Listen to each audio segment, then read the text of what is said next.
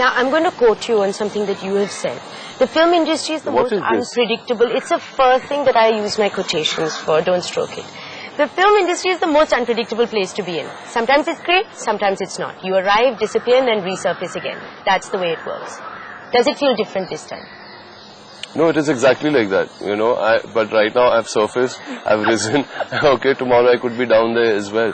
But does that mean, what I'm trying to say is, does that mean that you're good or bad or not happening? You know, we should never write people off.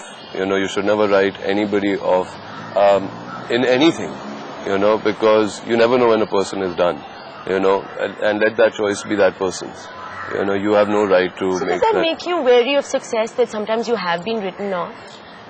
No, it didn't, because I had faith in myself, and I truly believe every time I tried to prove it for other people is the times when I have not been successful, because I was doing it for others, okay? But now I work to prove it to myself. I work because I love my job and because this is what I want to do, you know, and when you change just that much, it's a very fine line of that attitude, but if you change your attitude and you're honest towards that, then people start liking what you're doing. You know, today with Rock On, I think we've set a very high standard, and so there's going to be more expectations from the next one, and that scares the living daylights out of me.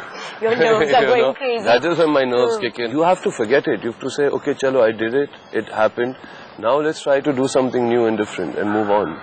Tell me about the process of Rock On, the preparation that went into it. Was it your idea to learn the guitar? Was Abhishek asked you to do it?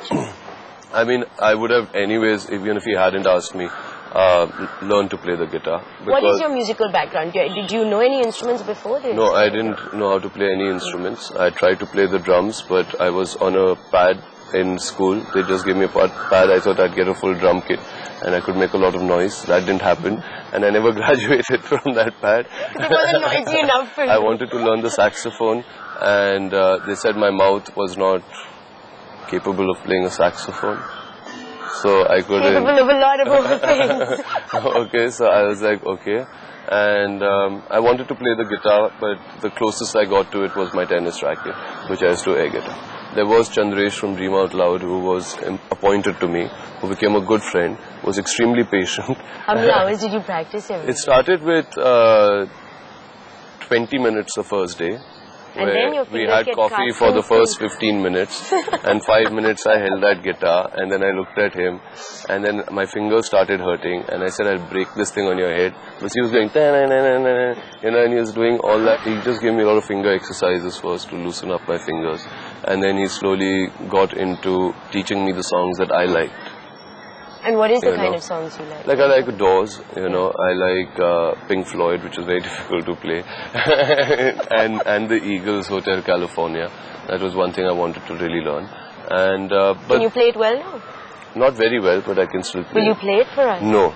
Are you going to play anything for us? No, but I'll play once I'm really set. Okay. I'll come back on your couch. Fine. Okay.